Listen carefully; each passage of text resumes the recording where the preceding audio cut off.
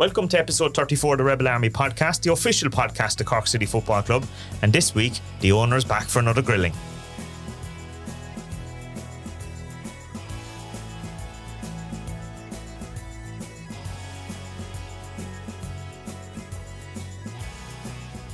Yeah, we're back for another podcast. Good feedback on Cullum's episode. Yeah, it was good, wasn't it? Yeah. Well, I saw something online and people were like, oh, look, they're back to interviewing anyone loosely associated with the club. Yeah, we've said it so many times. That's exactly what this podcast is. Yeah. And funnily enough, those episodes are the ones that actually seem to do really well. Whereas hardly we're going to get the players in, considering they're on holidays at the moment anyway. I mean, I can ask, but I think I'd be told where to go. Live from Bali or Dubai or somewhere. We'll fly out where we'll get Greg Bulger on again. I think he's in Australia or something. We'll fly out and get him. They're all over the place, yeah. Look, I'll go to Australia. No problem. Yeah. I'll go to Australia and do that. Oh, the lads are sunning themselves anyway. Yeah. That's all I see in the pictures at the moment on Instagram. I know, I'm jealous watching them. Lovely destinations. I'm looking at that on the Instagram stories and I'm looking out the window and I'm seeing the rain and the clouds. I'm like, yeah, I'd like a bit of sun. So I think there's going to be a lot of people tune into this episode because the boss is back. The boss is back. And you know what? His first time on is our most listened to episode, which he loves reminding us about. Yeah. So there's a bit of a challenge there now. We'll see how many this get. But I don't know if it'll overtake. Probably not because, it was in the early days when a lot of people were still trying to get to know what was going on. Sussing out, yeah. No, I think it'll still, look, people, it's football. People are interested in what the owner wants to say now that the season is finished and there's another one to look forward to and there's off-season business to be done and people kind of want to know where we are and stuff like that. So I think there's definitely going to be a lot of interest in this, which is good. Once you enjoy listening to myself and Stephen as well and you come back and listen to us again. We better bring him in there before he burns himself with that coffee there. Welcome back to the podcast, Dermot. Thanks, Stephen. Great to be back. Okay, reflection. Are you happy, man, after the season, or what way are you feeling right now? Is this a reflection or a mature reflection? Seeing as we're into politics, going on election coming up soon. Reflection has been, it's been pretty. It's been a really good year. Yeah. Look, there was only one target we had at the start of the year, and that was to get straight back up again. I think we invested well and very heavily in the squad. We had the biggest budget. I think Timmy's done really, really good job. The coaching staff, everything around all that. Style of football and everything. Yeah, there was probably a few grumblings, but not enough goals. But the bottom line is there was a job to be done. And it was done. And then obviously the handbrake was taken off. Maybe certainly at the last game of the season, it ended on a real high, which was fantastic. Yeah, it just probably shows maybe a glimpse of maybe what's possible. Understand we're going to be moving into a different league next year with different standards and everything, but it's been a positive year. Are you happy with attendances, and was it, I suppose, what you expected? Was it better than expected, or what would you think going back across the season? Obviously it started very well. The first game of the season was over 5,000 people. Yeah, there was. And I think probably our season ticket budget, I think we beat by about 35 grand in cash terms. Season ticket numbers were down on the previous year, but we were expecting and budgeting for that. So that was good. And then the overall attendance, it started great. And then there was a few matches. I mean, we got hammered a little bit because of obviously the pitch being closed for probably the month. Yeah. Meant that we had a run of games in a row as well. Lost momentum as well, probably. A little bit of that, and people could get in. A lot of people come to matches that probably had a habit and stuff as well. So I think there was a bit of that. It was the holiday period. There was just a combination of a few different things. But overall, it was we hit our number as regards what we were trying to do. So I'm certainly happy with our budgeting and what we've set out in the last couple of years. That I've been pretty accurate, I think, as regards where our money's going to come from. And we don't always hit our numbers, but we understand if we don't hit a number, there's always a reason why we don't hit a number, and I'm okay with that once there's a reason for it. Obviously, on the last podcast, you mentioned that last year was, you invested a lot into the club. It was a loss-making business in many ways, and then I suppose the accounts came out and it showed that there was a loss. Yeah. It wasn't a major surprise, but how much has gone into the club now at this stage over the last 2 seasons from your 1.4 million. 1.4 million. Yeah. So if that money wasn't invested, would that be a deficit of 1.4 million on the account? Like? Well, it's not going to be a deficit because it's not going to be there. Yeah, you know what I mean. So the club wouldn't be sustainable. The club wouldn't be sustainable unless I was putting money in. That's investment though as well. Obviously, there's a 2-year period for me. You know, I said it probably on the last pod. I was caught with a rabbit in the headlights. You know, in 2023 season, it was something completely new for me, new business, new everything. And with the difficulties that we were having on the pitch and at times off the pitch as well, it was very difficult. But you know, we're in a phase now where you know that money needed to be spent, and it needed to be spent this year, and money be spent going into next year as well. But you know, throwing that level of money at something is not sustainable, and it's not, and it shouldn't be a sustainable business model for anybody going forward. So that's all part of, and I'm happy to share some of the probably the things, the initiatives that we're looking probably to do in the next couple of years. And most people probably know some of them. Like obviously the merchandise will be one. We're looking hopefully to launch that. Date hasn't been exactly finalised, but I would imagine it'll be into next week. So that's week commencing the 18th, I think, is it? Yeah. Roughly is when all the merchandise is going to be launched. The home jerseys are in. Away jerseys are being next couple of days, and everything else then has left yesterday. It's been flown in, so that's going to be with us probably either at the end of this week or very early next week. And like, are you worried about the risk taken? Because it is the first from a League of Ireland club. About the merchandise? Yeah, no, not at all. I think both myself and Howie spent a lot of time on it in the course of the year.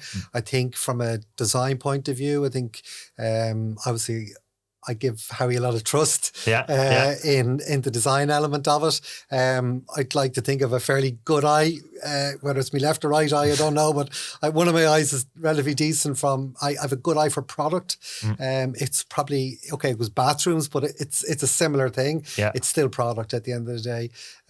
So I've trust in ourselves as regards from a design point of view. And then in the quality end of the product, we've been really, really happy. And it's not just myself and Harry going off on a solo run. There's, you know, the kit men and various people within the club have been involved and checking the fit of the product and the standard of where it's at and stuff. And feedback has been really positive. I think the overall colour scheme of what we're doing from a training kit point of view is really good. There's been a few glimpses of it. We showed some of it just to put a few teasers out there. It's very good. Price point, like the likes of that, for example, you know, the Charlie Lyons top, as I'd call it now, with the one that he did his announcement in, which was the first glimpse. Yeah. That's a training top, €35, you know, for adults, €30 for kids. It's good value, you know. So I think there's going to be 3-4 training tops. There'll be an academy style one, the managers one, the players one. There'll be a walk-on training tee as well. So that's 4 different styles. Quarter zips, there'll be 4 as well. There'll be 3 quarter zips and 1 full zip. And then there's a full range of jackets, fleece tops, gilet, rain jackets, managers' coats, lighter jackets. It's just, and it's the start of what we hope will be something. And I think I spent a good bit of time in the last probably 12 months. I've had a bit of space probably in my head, probably a bit of pressure off this year, but I've spent a bit of time on a Saturday in particular, deliberately walking up and down Oliver Plunkett Street around the city just to see what's going on. I think 2 things jumped out at me. One, you would not know that there's a football match or there's a football club in Cork City from walking around Cork City. Yeah. Okay, that needs to change. And I think there's 2 parts to that. One is getting out in the face of people to promote the games. I think that's an initiative we're certainly going to look at.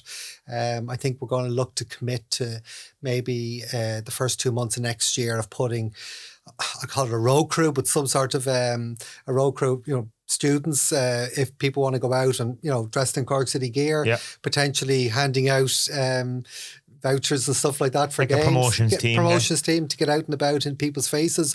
And on the course of a 2-week lead into a game, they'll probably be out there for 3 hours a day around lunchtime, maybe about on the course of 6 or 7 days leading up to a game.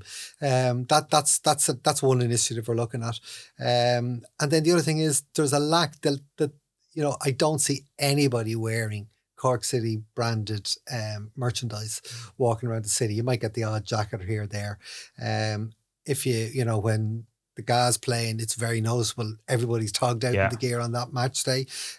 With what we're doing, you just don't see it. That's the bit for me, and that's the opportunity that I see. That if we can make a product that's fashionable, affordable, attractive, good for families to wear, good for kids to wear, good for adults to wear, and the right product at the right price. I think we can hopefully change that, and that's what the challenge is. And I probably have set ourselves within the club aggressive enough targets over the next few years for that. But I think it's achievable when you look at the size of what the population is in Cork City, and what our current fan base is, and we're obviously looking to grow that as well. I think it's achievable. But in terms of the existing shop that's in Douglas Village, how was that performing overall? That shop is going well.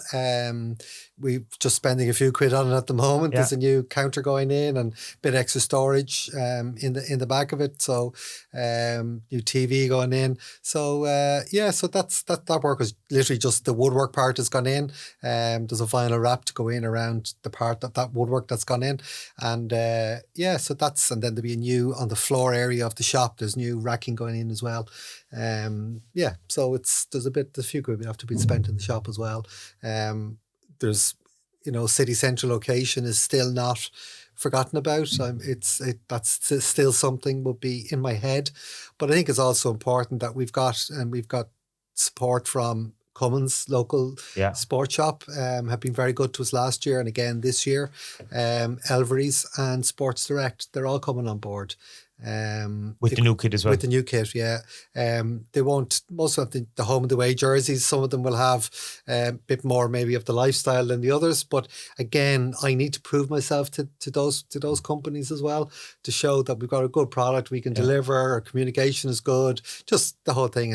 And by going down the road we're going as regards the Rebel Army clothing, with the extra margin that it allows us, it allows us to make a few more quid and at the same time be able to reduce our prices, but it also allows us to be able to wholesale and to distribute the product into the retailers for them to make a margin and for us to make a margin. And again, the aim is, give it 2 or 3 years, I want to see everybody wearing Cork City tops with pride around the city, and every kid coming to we get thousands of kids a year coming to junior academy and coming to Corky camps, and I'd love to see more of them coming automatically in Cork City tops. So you're kind of hoping that a lot of the fans listening to this might buy gifts for their maybe nieces or nephews, or brothers or sisters as well, like people that maybe don't go to the cross at the moment, but maybe give them absolutely some gear, and even on that, there's also events as part of it. There's we had a comedy event recently which went really, really well. It was a great lineup. There's another one going to be announced in the next week or two. That's going to be on January 16th in the Everyman again. And then there will be a plan for another 2 or 3 of those next year as well. The comedy seems to be a good fit. They're fairly easy for us to organise. The comedians like doing it. They feel they're giving something back as well. So it's not just, I think they'll be out on sale as well pre-Christmas. So again, there's something where it's not a football related event, but it's a football related event for us, and that it's something that helps towards the cost of running the academy and stuff. So I suppose supporters can buy tickets to events, or they could buy merchandise helping the club, but also giving it to people that maybe not associated with the club at the moment. Exactly. And it was quite noticeable actually for the first comedy gig that quite a few of the audience had nothing to do with the football club. They were coming because they were comedians. So that I think that's worked quite well. So we're looking to try and increase that. And I think the whole events piece, we'll be looking to, grow that whole events over the next number of years, and between live comedy events, obviously the podcast Yeah. live show that we did there. I think we'll be looking to do that again. Maybe not sure if it's going to be in the same environment, but it might be in a slightly smaller environment. And we were invited, obviously. Yeah. Maybe people mightn't realise that either. Like, it was lovely to get the invitation to take part in a big festival. So from a branding point of view, I suppose that was a good exercise. Yeah, absolutely. And there was a good bit of learning for us all, I think, around that. I think it's good to try things. Yeah. And I think people, who support the club, I think they should notice that we are trying things. Yeah. And I'm not afraid to try things, but they're well thought out. You know what I mean? And we're trying to grow, and we're certainly trying to grow an audience outside of the audience that's always been there. I'm very clear about that. Like, even, a couple of months ago, we had the international night to launch that. And it was very noticeable on that night that there were families coming in, not from people from, say, who would have grown up around Cork City. Football culture and stuff like that. Yeah. And we did a lot of reaching out to a lot of the multinational companies. There was probably about 20 companies in total, got a very good response. And again, we're looking to grow that. And again, there was things that we've done where we're able to, with discount codes and stuff, we're able to track what's working, what's not working, and trying to grow that. So it's there's a lot of stuff. There's probably going to be a big friendly next summer. There's an embargo to talk about who it is and what it is and all the rest of it, but that's on the cards next summer. So again, that'll be something I'd be hoping for on an annual basis. And then maybe on a smaller, there might be some smaller friendlies as well if some teams are coming. We're aware of one or two teams that are coming to FOTA. It just depends. The way it works with that is that if it's their first week back in training, they're not going to play us in a friendly. But if it's their third or fourth week back, we have a chance of getting them in a game. So we're working on a few things like that as well. And we've a good relationship, and especially that comes to Liam Carney as well. Because he worked there before as well. Well, that, but also more in particular, we have a really good relationship with those academy teams, because we're going over to Liverpool, Man United, Man City, and we're getting results and we're doing well, and they can see the standard of where we're at. So that's all very encouraging. And I suppose the success of some of the players that have left us must be helping as well, build the name of the brand across the water as well, in terms of when you see the likes of Jacob Ryan joining Everton this year. Absolutely. You see Mark O'Mahony going on loan to Portsmouth and stuff like that. But Frank Umo on the bench for Crystal Palace. It obviously must be helping. 100%. And even Jayden going to Benfica, our hope is that we're as part of our plan, education and putting something to hopefully persuade some of these more talented players to stay with us till they're 18 and stick with us through education, get them more foot on the ball, on that part, and improve our coaching levels for those academy teams as well. And I think the level of coaching we're doing is absolutely top class. But I think they could spend more time on the ball. I think, which is the ultimate goal. So there's a bit of stuff going on in the background. I have a meeting Wednesday about that. There's a bit of stuff going on there. And you actually even mentioned it at the start there, like, we're obviously in a general election season. There was a lot of announcements last week in terms of infrastructure for clubs up the country. Yeah. Have you any wish list for the politicians? They're going to be coming around knocking at the doors, or maybe, supporters will be talking to them over the coming weeks? From my point of view, I think I would be extremely disappointed if something doesn't come through for academies this year into next year. It has to. It has to happen. And if it doesn't, I'll be banging on people's doors, asking questions. I will at this stage, because I think it's absolutely ridiculous that there isn't monies coming through from the academy on the academy side. And, that whole piece, there's part of my conversation on Wednesday is around that whole education piece, but that's separate and coming from a separate pot to what the academy funding pot should be. I've been told long enough now at this stage, something coming. Well, I need to see the colour of the money now at this stage, because the investment on our side is it's huge as it is. And, when that investment does come in, I have no doubt that straight away, forget about even investing more in what we have. There's going to be expectations from current people working within the club to look for and demand, an increase in pay, which I perfectly understand. But it's not there at the moment to be able to do it. It just wouldn't be sustainable to do that. But does it need a kind of a public-private partnership where, the academy have a proper base, proper training facilities? Yeah, and again, there's a paper we have to have to the FEI next week, and that's all built around that whole, again, to give ourselves a home. It's in partnership with the FEI and somebody else, and fingers crossed, we'd be very hopeful we can get that across the line. But we can't get across the line until it's actually said, yes, this is going to happen.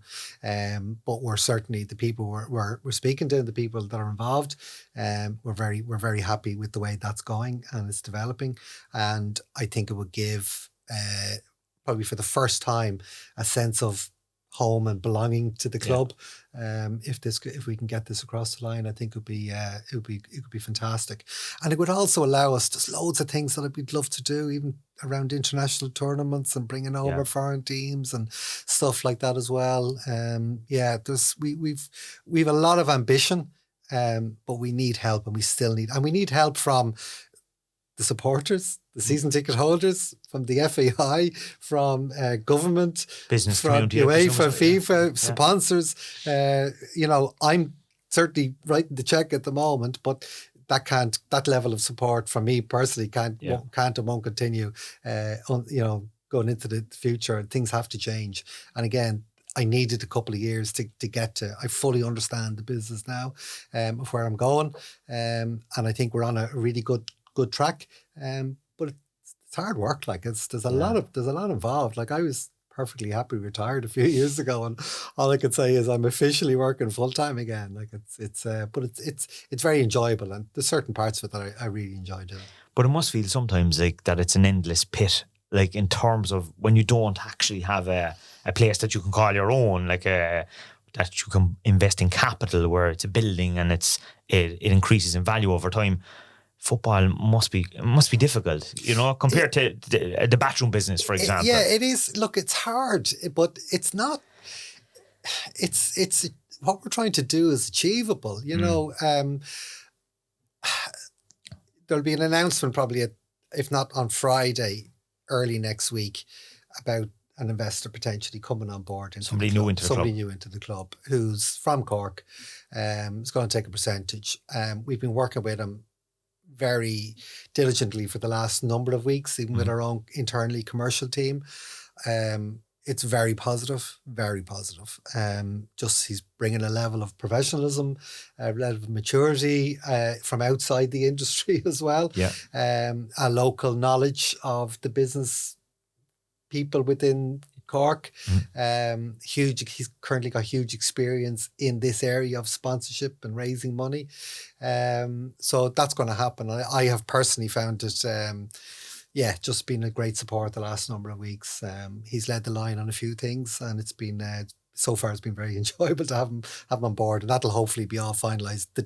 The signing date is Friday. Sometimes the legals can change or whatever, might be into next week, but this Friday is hopefully when that gets across the line. So that's all very positive. So before you said the board was kind of like an advisory board. Yeah. Will that change the makeup of Cork City? Like, will there be two people now, or how will you operate it going forward? Yeah, look, I think from a director point of view, it'll be myself and this person coming in. And then I think we'll be looking to have advisory boards, like even like on the football side, there is advisory there. There's a recruitment committee, so to speak, that Timmy reports into on a weekly, at this stage now it's a weekly basis. So there's a lot of activity going on there. We'll be looking to set up probably a commercial advisory board. There's different aspects of that. We haven't bottomed out absolutely everything yet. But there's it's quite fluid, but there's quite a bit of stuff going on. And I suppose this is coming at a good time. It's coming into a new season, but we have still a few months to go. So there's still a bit of planning, I'd imagine, ahead. And I suppose the one thing a lot of the fans would be thinking of, first of all, will we get new players in? Because I see a lot of the contracts expired for some of the lads. Yeah. So I'd imagine, is there a budget available for them? Yeah, of course there is, yeah. So look, that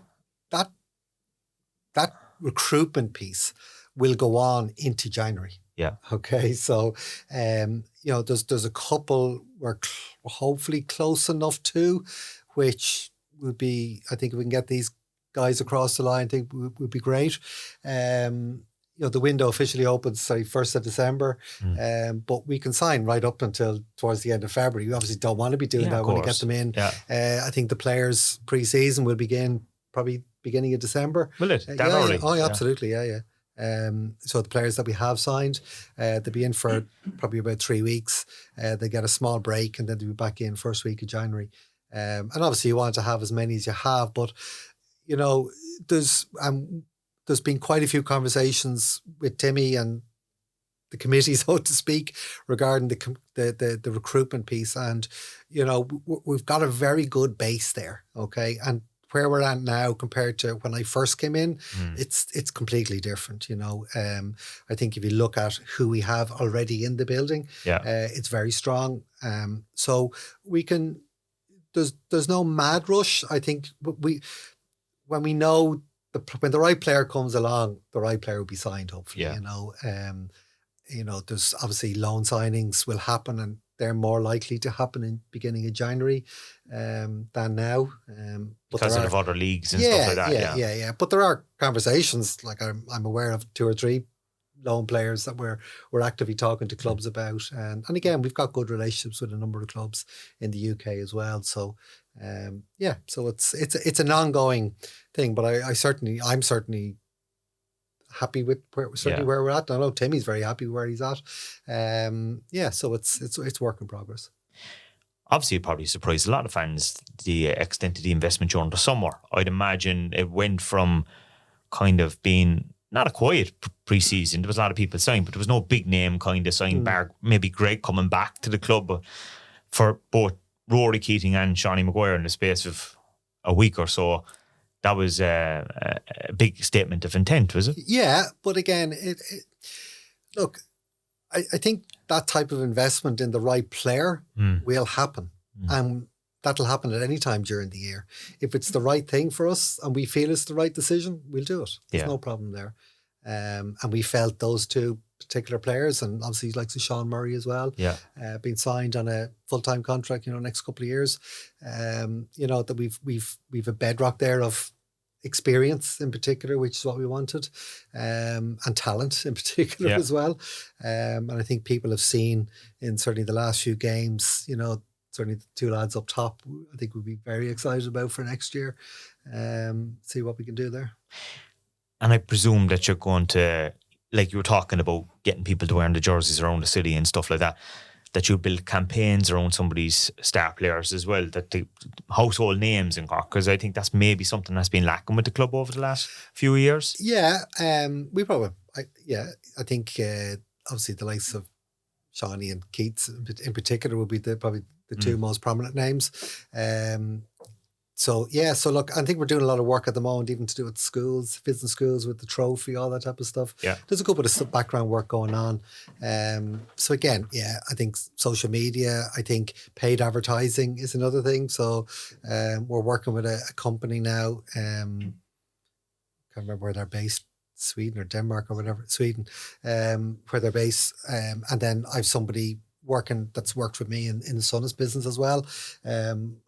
Supporting us as regards paid advertising. So deliberately, targeting, people will see and should see more stuff coming up on their social media to do with sponsored ads and things like that as well. And that's very much a focus for us. What about traditional campaigns? Because in the past, in the run-up to a season, you would see big billboards as you'd come into the city. There was an excitement building. There might be an official launch somewhere. Will you plan to do stuff like that? Yeah, billboards, not 100% convinced on the billboards. There's maybe another option that we might have there. I have to do a little bit of more work on it. Yeah. But certainly I think, the building into from January up to the excitement to middle of February, whenever the season's going to start. I think you can expect to see something, us getting in front of maybe some of the radio sports shows and stuff like that as well, and just spreading the word. So we'd be open to try and do something. Are you worried about going back up because of after what happened the last time? It's a very competitive league. You saw this year up until maybe 2 weeks before, there was nearly 5 teams involved before it finished. You know, like out of the 10, there's no bad team as such. No, there's not. Am I worried? I just certainly don't want a repeat of 2 years ago. I don't. That wasn't good for anybody. I think we're going into the season. There's a certain level of excitement, and I think if you're not going into the season, you know, with that level of excitement and looking forward to it, you're in the wrong business at the end of the day. There's a pressure that comes along with that. There's an internal pressure within the club to be successful. Every player, Timmy's very ambitious. I'm ambitious. The people, new investor coming in has ambitions. The people within the club are very ambitious as regards what we're trying to do. And all we can do is we do our best and try to put our best team out there. Certainly as regards recruitment, I'd certainly be happy with where we're at currently and try to grow that. So the goal would probably be to stay up more than not to win. Look, I got lashed out of it 2 years ago when I came in and I said a few things, probably a bit naive maybe at the time. So I'm not saying anything. I'm keeping my mouth shut on this one. I suppose we might revisit it early next season when we see how we're doing. Yeah, look, at the end of the day, we're going to have to win football games. Yeah. I think, Timmy's been very clear about, style of football, what he's looking to try and do next year. And that all goes back into the recruitment of the type of player that he's looking to bring in as well. So there is a plan, and let's just kick on. I suppose Galway and Waterford didn't do too bad in the league over the last few years, so there's no reason why we can't kick on and compete. It'll be very interesting to see how Bray get on against Drogheda, this weekend. And like when you look at how Wexford did in the cup semi-final against Drogheda, put it up to them for a long time. People will talk about first division shit and all this. Yeah, I think the appearance of it is not great. When you go to a ground and there's maybe 300 or 400 people, you automatically think what you're looking at is this is crap on the pitch. But our experience was that some of these teams are well set up, they're well coached, they're hard to break down. Yeah. And a one-off game, anything can happen. I don't think it's as bad as people were maybe making it out to be. Yeah, there's probably a couple of smaller clubs that just probably might never get to the stage where they'll get promoted because there's a few bigger clubs with budget up and down. Yeah, and again, there's 3 or 4 clubs there now, which in that top end of the first division, who are spending money, and they are spending money. I'd be aware of some of the numbers some of those clubs are spending, and it's frightening, but it's. But it must be exciting as well to see that, the Premier Division really kicked on this year, and obviously we'll get a touch of that next season with all the media coverage around the likes of Damien Duff, around the likes of the Dublin derbies, Rovers in Europe. All of that must be exciting because we could build on that, I'd imagine. Yeah, I think in the course of even since 23, when we look at what our average attendance was, so our average attendance at 23 was 3,600. Our budget for next year is an average attendance of 4,000 per game. Yeah. Okay. And that's what our numbers are based on, and that's at an average ticket price of €15 is what the average ticket price is, and that's mixed between kids, pensioners, adults, OAPs, season ticket holders, which are heavily discounted, and then people paying the week of a game and stuff as well. So that's what our budget is, but we'd like to beat our budget. I think I'm usually not a million miles away from. My experience has been that I'm not usually a million miles away from getting the budgets right, so we can try and grow on that. Did you match it, or did you what happened this season? Yeah, we probably just slightly under, but not a million miles away from where we wanted to be. Yeah. So you mentioned tickets. That's going to be obviously a big topic. Yeah. Prices are going up, are they? I think for season ticket holders, no. Okay. I think people that have stuck with us for the first division are going to be rewarded. There's going to be 40% discount off the headline price of a match ticket. The walk-up match ticket price is going to be €25. Okay. Be 25, 18 and 10. So concession would be 18, kids would be 10. But look, the reality is I'm not expecting, a lot of people to be paying those prices, because, we're offering 40% discount off the season ticket holders for all those 3 different categories, which is a big saving. That's for existing season ticket holders. There'll be 30% discount for people who are maybe getting a season ticket for the first time. We're looking at introducing a season ticket. Some people don't buy a season ticket because they just know they're not going to get to enough games.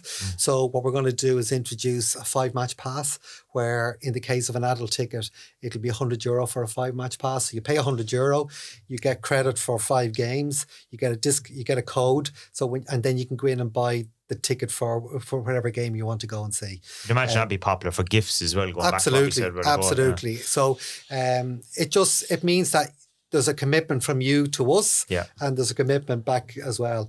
And then look, that ticket pricing, it's done deliberately because I think it allows us to do promotions. I think it allows us to partner up maybe with some of the local hotels, with some of the local bus companies, the tour companies.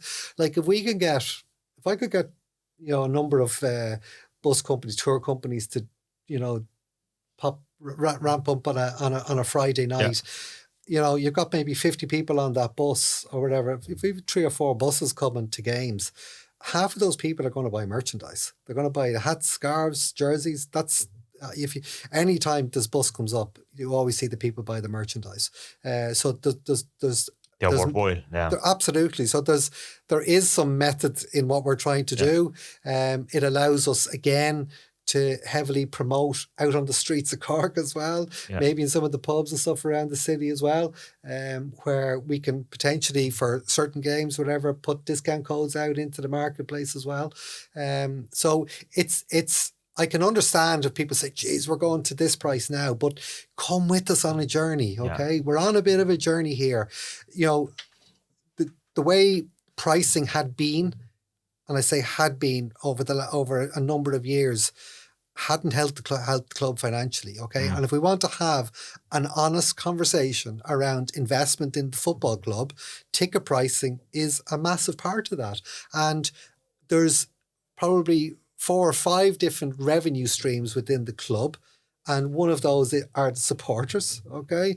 And we need to increase the gate money. It's as simple, but I think I'm rewarding the people this year for our support, for next year for support they've given us, and it's very much appreciated. But if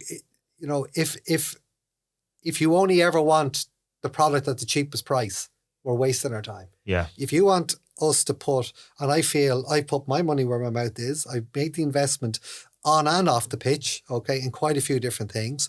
But obviously on the pitch, as regards signing Johnny and Keats and bringing them back, and Sean Murray and the likes, that's a big investment. 6 months before they were, in inverted commas, needed, if you want to call it. Yeah. So I've made that investment, and I feel people need to row in behind. And it's too easy just to sit back and give out about everything, I just find it difficult sometimes. I think the positive part of this, if I was a supporter, okay, maybe I'm naive in this, but I don't think I am, okay? If I was in the supporter's shoes, I would say, right, maybe not mad about the price going up, but I can see progress being made on and off the pitch, okay? I would take comfort for the fact that the owner of the club is not pandering, if you want to call it, to the 20 people who are the loudest online giving out. And I can name those 20 people at this stage. I know who they are. And it's just the same rhetoric over and over and over again. You can't change without changing, okay? And my responsibility from heading up the club is to drive change. And we're driving change on and off the pitch.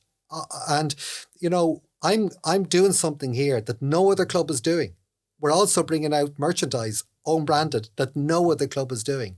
I am not afraid to back myself as regards, I believe in what I'm doing. I believe in my methodology around how I'm doing it and why I'm doing it.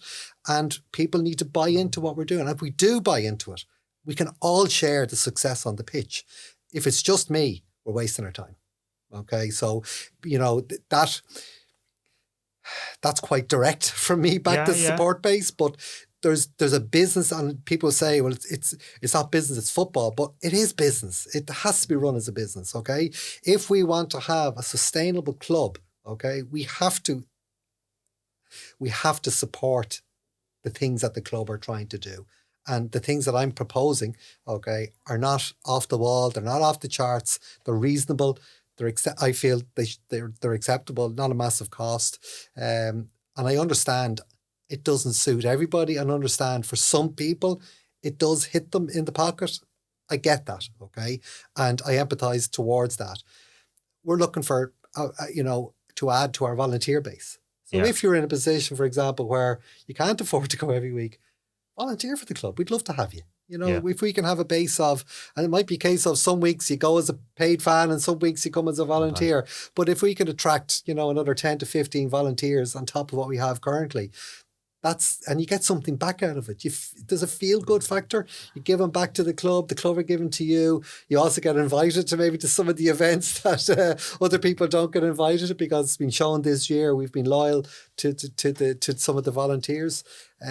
So to every closed door, another door opens. That's the way I look at it.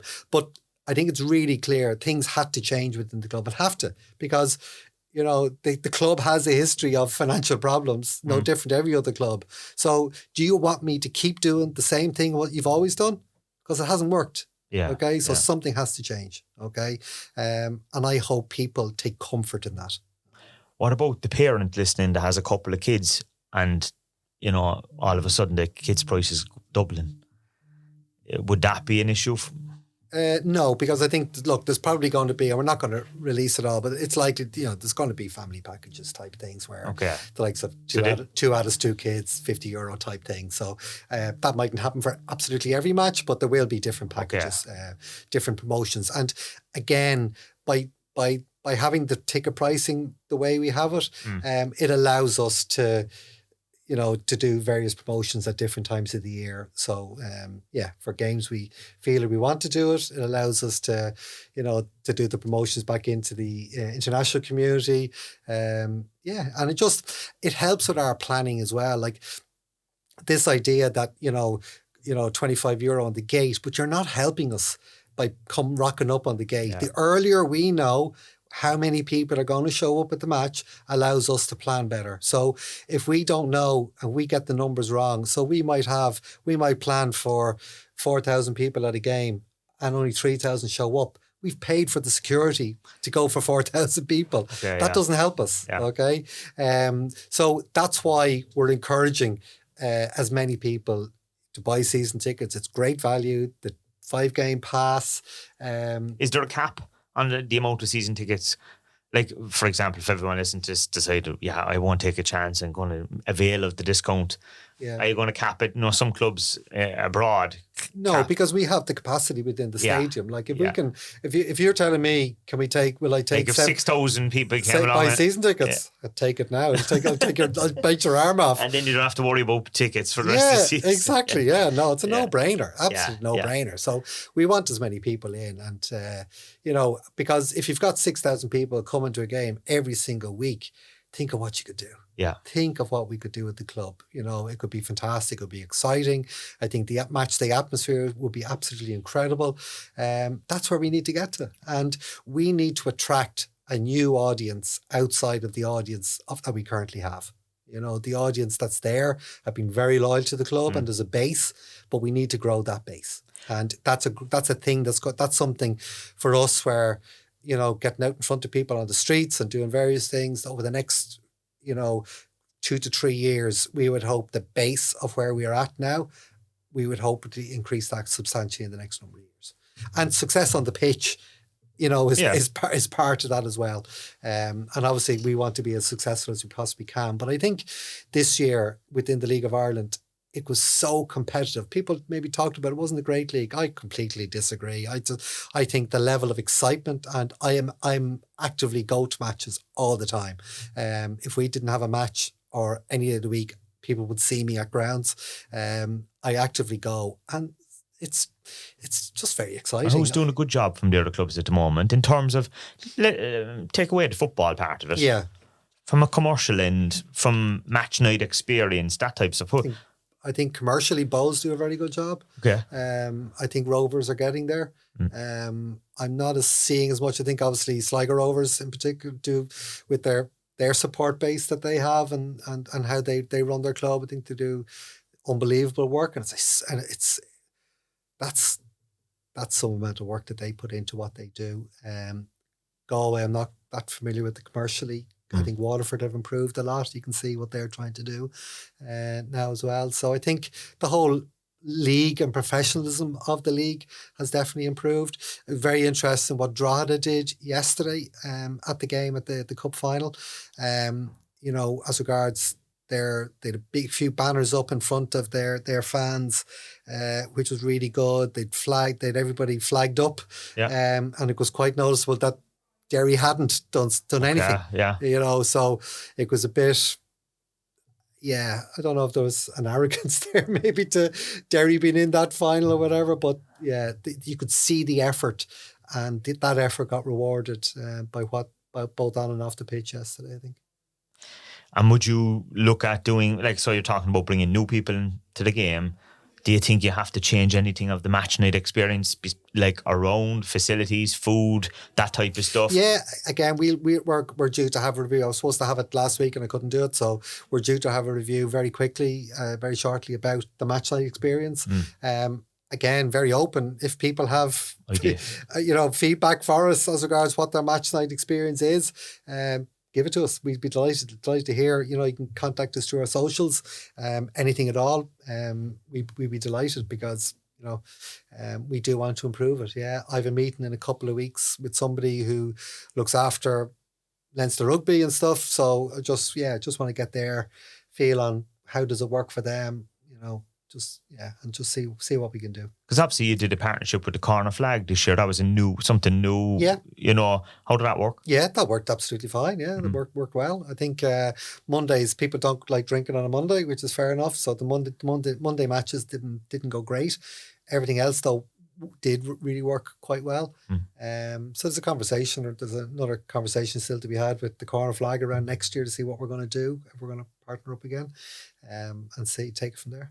And obviously people know about on the pitch and the signings you've made on the pitch, but it seems like there's been a lot of new acquisitions off the pitch in terms of the admin team. You seem to have built up a bit of a bigger team in the office that maybe people aren't aware of. Yeah, well, I think even on the commercial side, I think I'm not sure if we're the only club with two full-time commercial salespeople, banging on doors, and parts of their job is probably not so easy to do, but it's then there's parts of it it's a chore at times. I'm sure, but the two of them, you are knocking on doors. Yeah, but again, I think going into next season, and I think from last year 23, Anthony was there, and then Matthew came in. That's a hard sell when you're after getting relegated and everything is just negative. We're having a different conversation now, and there's a number of different conversations going on at the moment from a commercial point of view. And, the commercial revenues of the club are very ambitious, okay? Very ambitious, but are achievable. We have to get the right product at the right price into front of everybody then as well. And to achieve all that, you need to put the people in the background to actually churn that wheel and keep things going. And I'd never underestimate how busy running a football club is. There's so many aspects of it.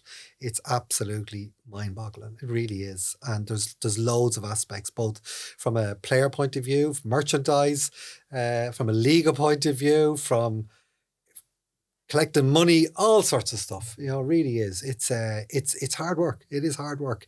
But yeah, we're getting there. What about the women's team? Yeah, the women's team, very happy with what we did this year. We obviously we didn't have a great start, and we probably didn't have a great finish towards the season, but there was a patch there in the middle where when we look at our points scored, points achieved, and the amount of games we won this year compared to last year, I think when you look at some of the signings that we brought in, the bit of experience, and it looks like there's going to hopefully I got a text off Danny last night with an update as regards where we're at. So that's very encouraging. So that's a bit of a journey as well. And again, where there was a bit of sponsorship come in there this year on the women's side, looking to try and grow that as well going forward. And the TV crews were there this year in Turner's Cross for the first time as well, for the women as well. Yeah, so absolutely. And that whole women's football in particular is starting to grow a bit of legs. It's probably a little bit slower than I'd like it to be. Yeah. But yeah, there's definitely potential there. Yeah. And then you must be very impressed with the fact that so many of the youths came through the team this year. Like, that was probably one of the big successes, I'd imagine, that through the first team, the likes of Cahill and stuff. Yeah, but it wasn't even that. Like, we took the team photograph and we took a second photograph. 15 players that played first team football this year or involved with the first team squad were named in the squad, came through the academy. Whoa. That's incredible. Yeah. That is absolutely incredible. And that's, the likes of Liam Carney and Colin before that as regards the work that they've done. And again, there's a conversation to be had very shortly between myself, Liam, Timmy, as regards, right, what's our pipeline of players from under 13 level? There's sort of an internal grading system or things where we're at. Where do we feel that we have gaps in certain positions and, at academy level, and there may be a bit of a recruitment drive done for certain positions. And there's probably two levels of player. There's one is your absolute, there's your Jaden, or the likes of David Dunn now will be another one in particular, Ben Dummingham, who are that Irish international destined to do well, maybe in the UK or in Europe, and will get a move at 16 or at 18. There's that type of player. And then there's the guys that we have who have come through our academy who are going to make really good League of Ireland players. And we need those as much as we need the other guys. Superstars, absolutely, yeah. Were you disappointed to lose Jaden because he was just getting his game, and I know he got injured before he left us, but I don't think you can ever be disappointed to see anybody, better what they're doing. We would have loved him to stay. I offered him a contract. It was quite a sizable contract. It was his choice to go, which I'd absolutely respect. Hopefully he turns 18 and year and a half, the year after next, and I'm hoping Benfica decide to sell him on at that stage and there'll be something coming back hopefully to the club then. I don't think you can ever, wish anything but goodwill to anybody going away. Our goal within, it's probably going to take 4 to 5 years to get to where we want to, is that those players, they don't even consider going away. They're going to stay with the club because the infrastructure is there, the facilities are there, the education is there, the coaching is there for them on a full-time basis. So that it's been said to me that, we compete really well from, say, under 13 up to under 16, and then from under 16 to 18, it falls off a little bit. I'm talking about compete against, say, UK clubs, and a lot of that is down to the amount of time that these players spend on the ball. There's a lot. The market in the UK and Europe is way more advanced and mature than what we are. So we have to invest in that, and that's going to need support from the FAI, from government, from education piece. And I think if we can, I think we've given people a really tough choice to make. From an emotional point of view, I think it's way more beneficial that any child, and I would still see a 16-year-old as a child, would stay in Ireland at home in the comfort of their own house with their own friends for as long as possible. And then when they hit 18 and that opportunity arises to go to the UK or whatever, no different to going to college, would you send would you send a kid to Trinity at 16? Yeah. You probably wouldn't. Yeah. But yet we're shipping them off and happy to ship them off wherever because they're footballers. They're still at an emotional, and I'm a dad myself to 2 lads, so I've been through this. I know it's different to yourself, that where people are at maturity level and emotional level. They might be physically, look at Jaden, 6 foot whatever, he was a beast, you know what I mean? But that doesn't mean that he's not, he's still 16. He's still 16. Yeah. So so that's the bit for me where I'd like to see us develop and change. And I think there are plans in place. Certainly, I've had quite a few conversations with Liam Carney around it, and there's a few meetings to happen now in the next while about it. So obviously, Cahill must have signed a contract to say that he stayed because he's been a revelation in the league this year, and it's the talk of all the fans. You know, how are we holding on to him? You know what I mean? Well, we hold on to him for next year because he's got a contract. Yeah. You know, so that's, you know, that was investment from the club's point of view, and there's a couple more people that are there as well that have contracts too that we invested in. You know, and yeah, just you might have 3 people at the same time getting a contract, and they all maybe develop at different times, and they're all different. They're all different, you know. And but that's okay. And as long as there's patience and the player has patience with us and trusts what we're trying to do, because it's better for us that they're playing, you know, than not playing, or you know. So no, that whole academy piece and what we've done, and I think, you know, the talent, the level of talent that's in the county is just it's massive. We obviously, did the club benefit from Jake O'Brien being sold to Everton from Leon during the summer? Yeah.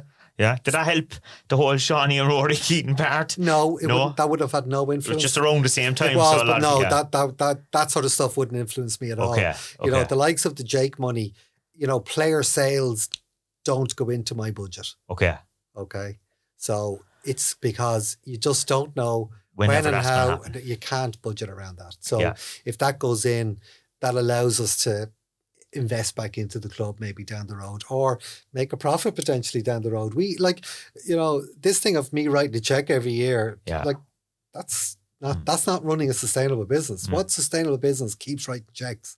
You know, we need to get to a profitable situation, you know, and excuse me, where, you know, if you make money 2 out of the 3 years, you're happy then. You don't mind writing the check for the 3rd year, you know. But you can't be doing it every year. So going into, I suppose, next season, what is the overall goal for the club in general? So, like, what are your main objectives for 2025? Have I not told you everything now at this stage? Probably have. Look, I think there was 3 things that you kind of wanted. I think I think obviously getting this, you know, the as many season tickets as we can sold. I think getting a really competitive team, compelling team on the pitch and competing with everybody as far up the table as we possibly can. That helps with everything, okay? And you cannot underestimate success equals success off the pitch. Very much, it drives everything. So very aware of that. I think the whole events piece, I think there's some nice work being done there. Would you like more support from fans on some of those initiatives? That Be straight up, we, you know, people were asking and very, very active on social media about what are the club doing for 40th anniversary and all this type of stuff. Well, we feel we've done one thing already, which, you know, had okay subscription to it. You know, we've got an event coming up this Saturday, which I'll be, you know, the support from the fan base, if you want to call it, it's not there. It is just not there. And we're putting on a really good, there's a dinner, Frank and Walters are playing, you know. We're probably launching the away jersey that night, I think. There's Player of the Year awards that night as well. It'll be a really good, fun night. If you want to come out and have a bit of fun, you'll be very close. It's limited capacity to what we can actually have.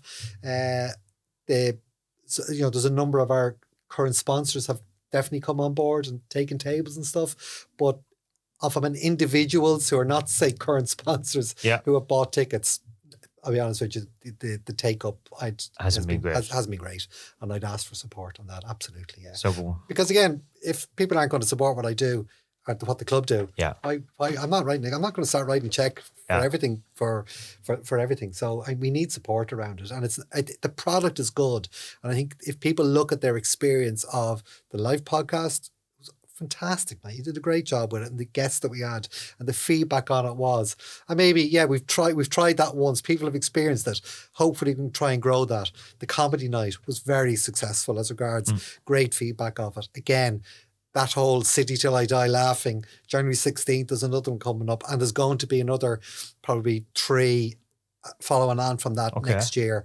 There's also going to be very close to finalising it. An event in the Opera House on Paddy's weekend on the 16th, with the same event in the RDS on the 14th of March, which is something completely new for the club, a completely different. It's an audience. It's attracted to an audience that's outside of Cork City as well. It's football related. It'd be very exciting. It's a test for me to see, does it work? It's a formula, and if it does work, I'd be hoping to try and maybe repeat that each year going forward. So again, we're trying a few things, but we need support around it. And the more of these things that work and become successful, the more income that comes in from non-football related events, well then the more affordable tickets become, match day tickets become, the more affordable merchandise becomes. So it does a knock on. So we're actively looking to have as many revenue streams as we possibly can within the club. So we're not just relying on the same people, tapping them up at the same time for everything. So we usually get the supporters to ask a few questions. Now I might have asked them all. I think I've asked you the same question maybe once or twice already. So what we'll do is we'll have a quick look to see what they've sent in to us. So some of the questions that have come in, Dermot, James wants to know what's the budget for next season. The budget's the budget. Look, I'm not going to openly... You're not going to give numbers. No, I'm not going to give numbers, but the budget is... Is it bigger than last year, I suppose? Maybe the question might... Yes. Yeah. So it's bigger than the 2020... Yes, 3 budget. 2023 budget. Yes, it is, yes. Yeah. Okay. CCFC Kit Collector wants to know, can we please change the walkout song back to what it was? No. Why is that? Because it's one of the things I've paid a lot of money to be able to do that as well. Look, I like the song.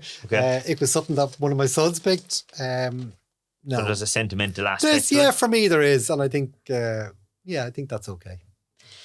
Ryan wants to know, why did Brad leave?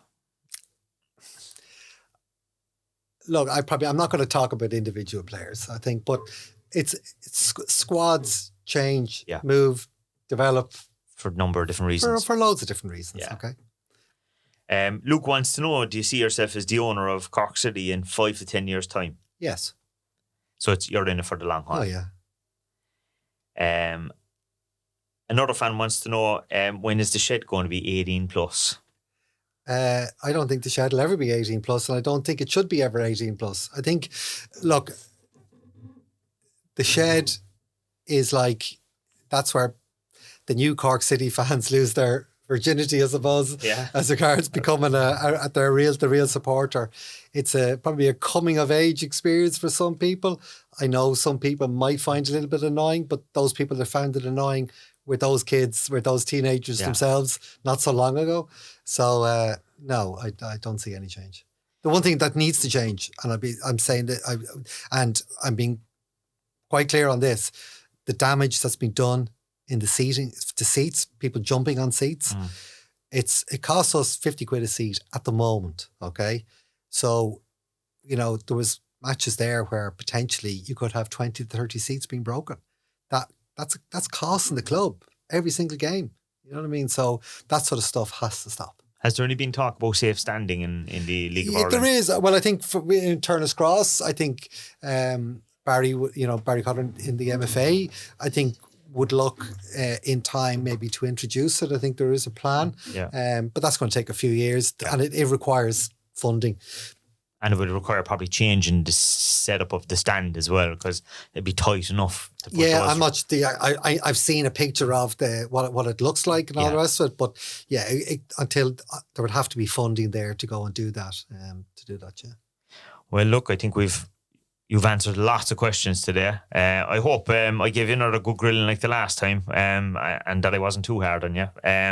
But thanks a million for coming in, Dermot, and I'm sure we'll have you in at the start of the season when there's been lots of different things happen between now and February. Thanks, Stephen. Yeah, the same as the last time, I think, very honest. What do you think? Yeah, I think that's one thing Dermot's made very clear since he sort of got on board with the club. Like, he's happy to talk about what we're doing and be honest about things and kind of address what's going on or what's to come and stuff like that. And I think this podcast has sort of been a good vessel now twice for him to be able to do that. And there's a lot going on at the club at the minute and over the next couple of weeks and months, between obviously the most important stuff, which is the football side of things, but we've got the merchandise coming soon, the events and stuff like that. So there's a lot going on and a lot to look forward to as well. There's a couple of big things there that I'd say the media will pick up on. The first one was obviously the fact that there's new investment coming into the club. Yeah. Like, that's going to be a big story. Of course, yeah. You know, so, and I think fans will be very curious, and hopefully when that person gets involved, we'll get them onto the podcast. Yeah, 100%, when it's all signed off and announced and stuff like that, which Dermot, I think, said will be towards the end of this week, maybe next week. And he seems excited about it, which is great, because I think, look, he was on a bit of a solo run with it, so it can be hard when you're on your own, but just to have that other sounding board, I'd say, you know, is probably, you know, as and we move back it's sort of fresh, like anything's fresh eyes. He's not from the football industry. So, look, that sounds productive and exciting, so look forward to that being announced. So that was the big one. And then the other one, he gave a kind of clue there, like, kind of excited because he hasn't told me exactly what it is, but a big friendly next summer. The big friendly, I actually don't know much about that either. So that's another interesting one. Look, some people say, sure, we don't need them or whatever, but you know what? They add a bit of razzmatazz around the club, and they get immediate attention from maybe the other kind of football fans that don't attend the Cross. Exactly, and like as you said, other football fans, but people who aren't necessarily Cork City fans. Dermot mentioned as well the comedy night last week or 2 weeks ago. There's a lot of people at that who knew nothing about Cork City. Yeah. And now have a bit of knowledge. It might not be interest yet, but it's a bit of knowledge of Cork City that will hopefully blossom into they might come and watch the Turner's Cross. And I think these events are kind of, that's the purpose of them. Do you know what I mean? That's, if you get a handful of new fans from each event, then it's a success. And the stuff that Dermot spoke about, there's the events in the Opera House and stuff like that as well. And the other comedy nights that are to come, pretty much more of the same there. If we get a couple of people interested, that'll be announced very soon as well. Like the actual details will be announced very soon. Yeah, so there's a lot going on. And I mean, I know people might get upset over some of the stuff around tickets. There might be people, you know, but I think he justified the reasons for it. And I suppose the big thing is if you're a season ticket holder, make sure you get your ticket again, I'd say, because it's not going to affect you to the same extent. Yeah, it's funny, we're talking about the season tickets and stuff. When we're recording this, it's what time now on Monday? It's just gone 1 o'clock. We're actually announcing them in probably about 2 hours' time, so they're not even public yet. But from a business, fear backlash then when you put up things like that? I fear backlash when I put up anything.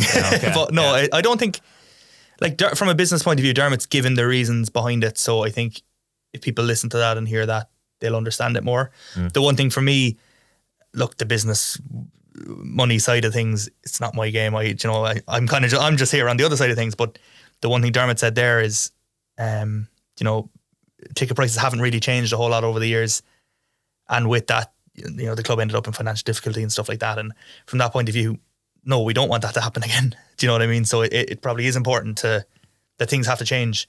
And look, as I said, we haven't announced them yet, so they'll be announced shortly.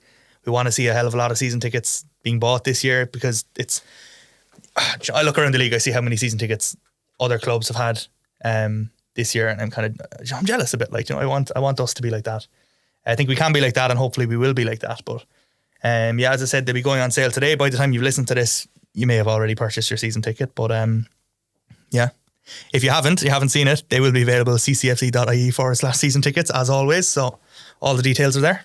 And in a week or so, by the looks of it, or soon enough, lots of new merchandise as well. Yeah. Again, while we were recording the podcast there, I got the text that the boxes have arrived in Bishopstown. So I'm off to there now next to have a look at all that stuff. As Dermot said, probably the next week or so.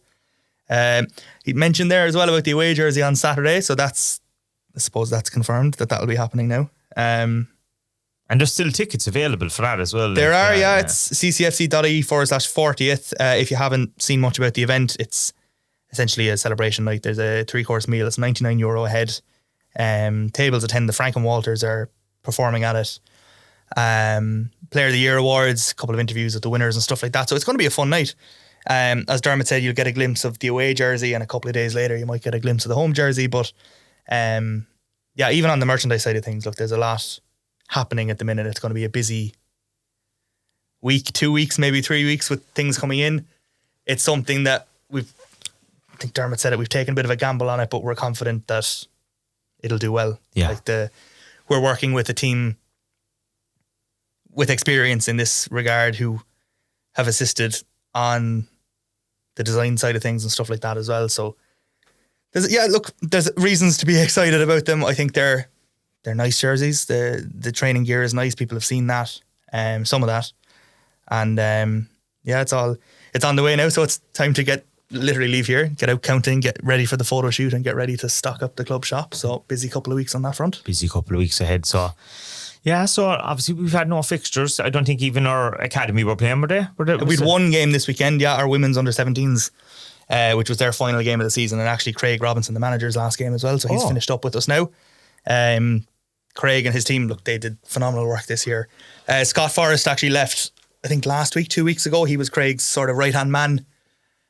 So he's gone off, he's gone abroad now working, so we had a post up wishing him the very best. But obviously we wish Craig the very best there as well. He's been a brilliant manager for our 17s this year, but I think that's everyone finished up now, I think. All finished. David Dunn from our 15s was named the League of Ireland under 15s player of the year. He was presented with the award then at the cup final yesterday, so brilliant for him, brilliant for the club to be recognised on that stage as well.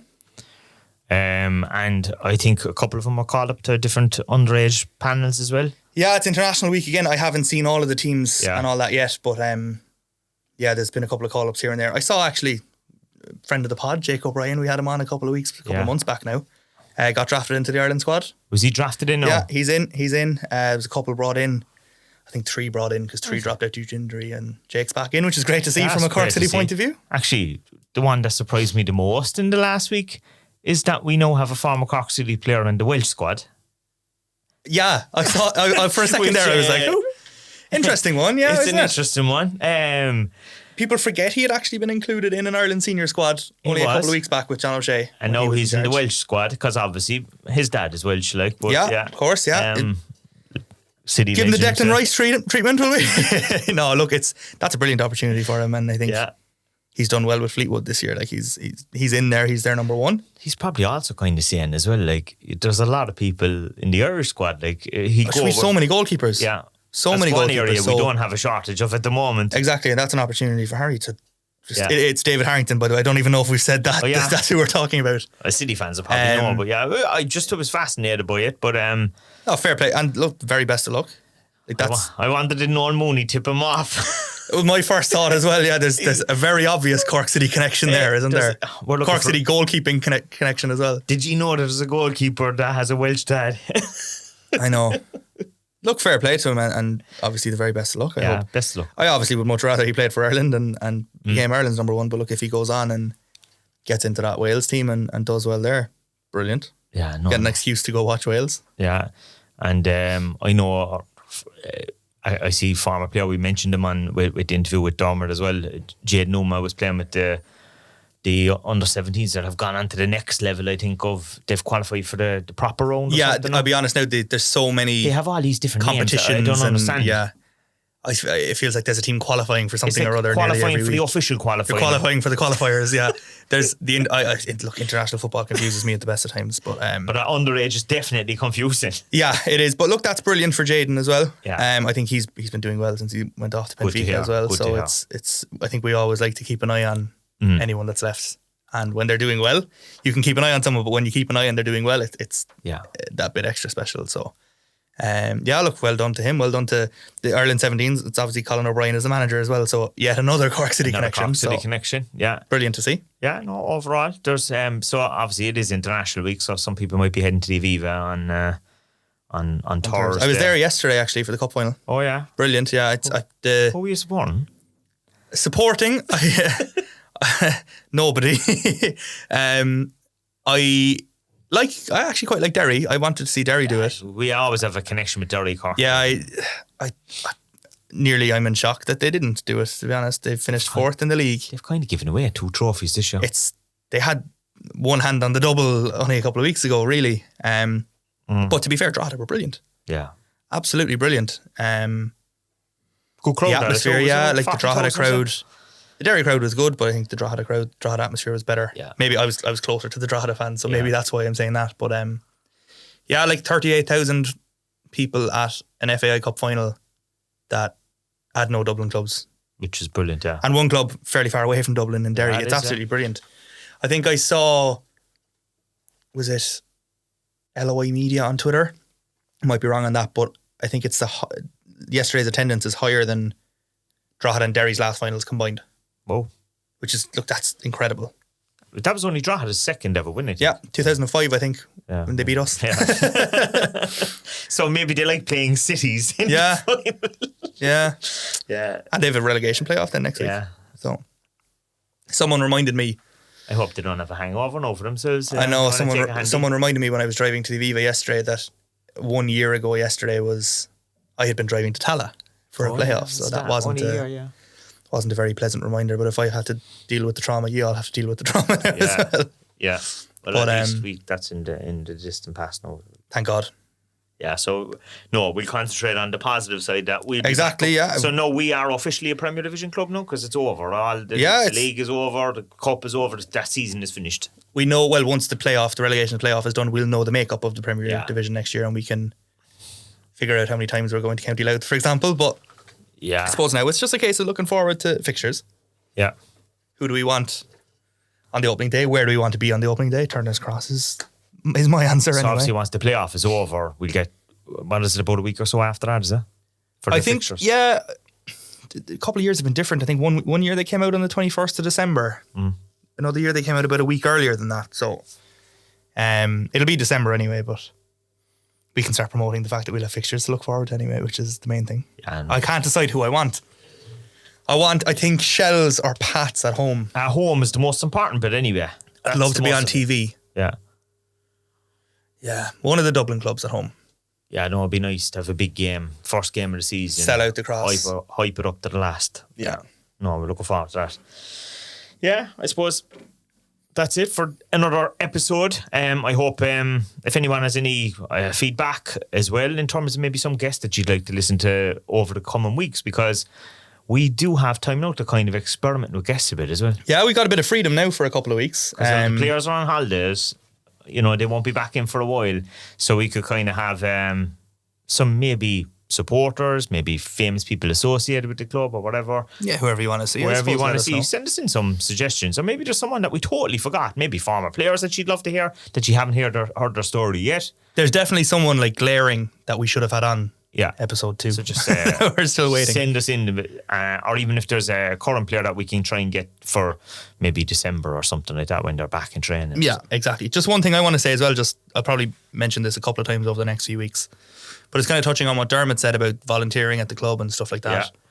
As we're heading into the new season, like obviously Dermot was talking more about the kind of match night volunteers, but the off-field stuff, the content, social media side of things, if there is anyone wanting to get involved in that world, be it design, videos, journalism, literally anything at all that we can use on the website, social media, or any ideas you have, we can tie it in as part of an internship or a placement, whatever it is.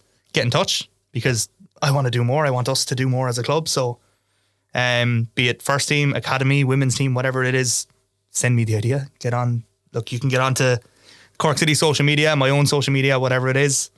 And let's have a conversation and see what we can do. Very good. Yeah, well, I think that's a great way to finish it, by looking for some help, but more importantly, helping those people as well, because that could start a career for them. Absolutely, yeah. Look, You know, so you never know what, there's a good couple of young listeners listening to this that they might be interested in getting involved in that kind of side. 100%. And there's a lot to do. Look, we've a lot of teams and we've a lot of different channels across men's, women's academy, Facebook, Twitter or X, Instagram, YouTube channel, the website. There's a lot to be done. Obviously I can do a lot of it as well, but I'm also happy to bring someone on board and share it and maybe even help someone with something that way. No better mentor, yeah. So yeah, look, if you want to get involved in any way, get in touch with myself, my own social medias at Aaron Howie, or send stuff to the Cork City Instagram or whatever. I'll see it. Yeah. Or the Twitter, whatever it may be, and we'll have a conversation and see what happens. Yeah, perfect. So until next week, we talk to you then. See you next week.